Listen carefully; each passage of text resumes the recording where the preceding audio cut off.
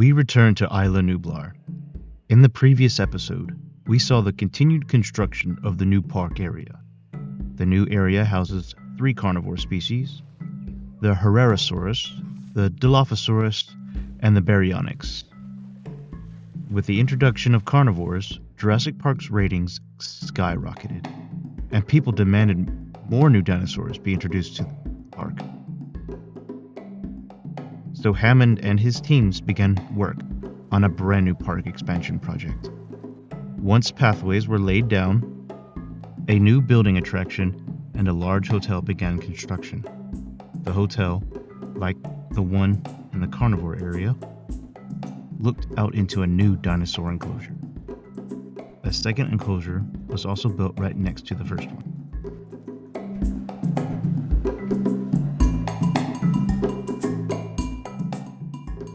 It wouldn't be long before Dr. Wu and his scientists began work on resurrecting the next dinosaur species.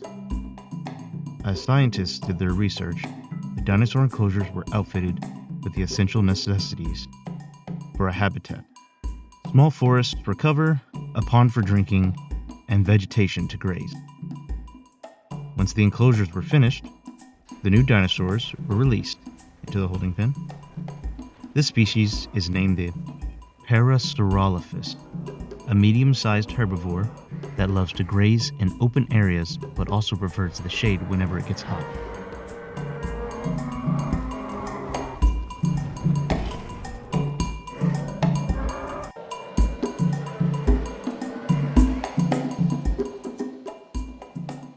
The parasaurs are then tranquilized and lifted out of the holding pen.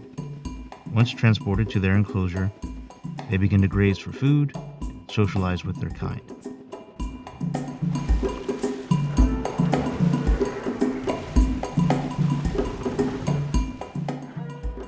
The parasaurs quickly adapt to their new environment and settle in quite nicely. The species would become popular amongst Jurassic Park's younger audiences. With the parasaur enclosure finished, it was time to move on to the next species enclosure. Dr. Wu and his scientists have already prepared a species, and it's ready for release. This species is called the Stegosaurus, another medium-sized herbivore. The plates running along its back provide a semblance of defense, and the spikes on its tail, called a vagomizer, give the stegos a way to attack their opponents.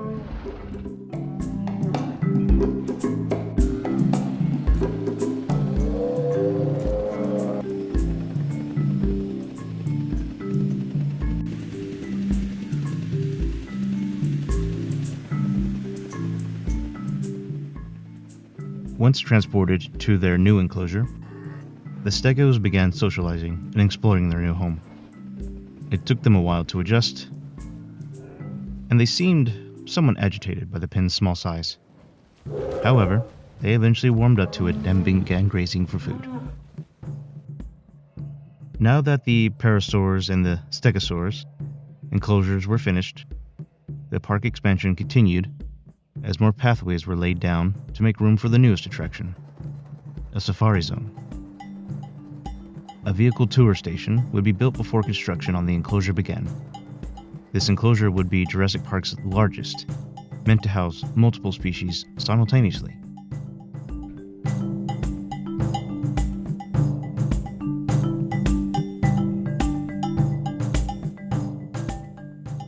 After many months of construction, the safari enclosure is finished.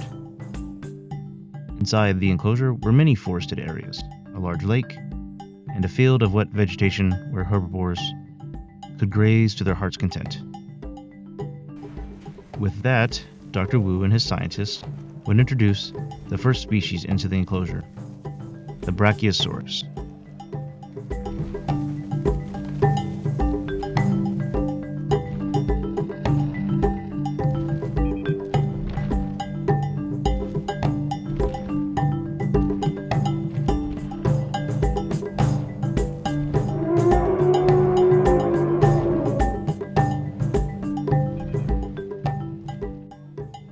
Two Brachiosaurus assets were created, a male and a female.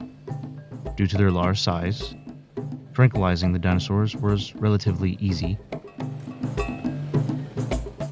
Guests watched from the ground as the titanic dinosaurs were airlifted out of the holding pen and transported into the enclosure. Once the Brachiosaurus specimens were transported into the pen, work began on the next dinosaur species. Dr. Wu and his scientists would create a new medium-sized herbivore species, one that would be more obscure. This was the Mysosaurs, a relative of the Parasaurolophus.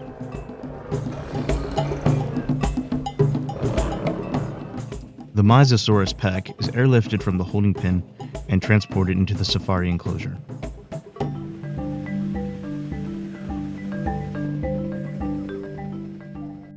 Once transported, the scientists observed the Mysosaurs to be rather playful species, galloping around the enclosure and playing with other members of their kind. The Brachiosaurs seemed unbothered by the presence of the Mysosaurs and continued to mind their own business. With the Mysosaurus species fully integrated into the habitat, scientists began work on the next species to be introduced to the safari enclosure. This new species was relatively small, and because of how many they cloned, it was decided that these specimens would be airlifted out of the hatchery itself. This new species of dinosaur is named the Gallimimus. It was a small herbivore that loved the open plains and large packs. One by one, the Gallimimus herd was airlifted out of the hatchery and transported into the safari enclosure.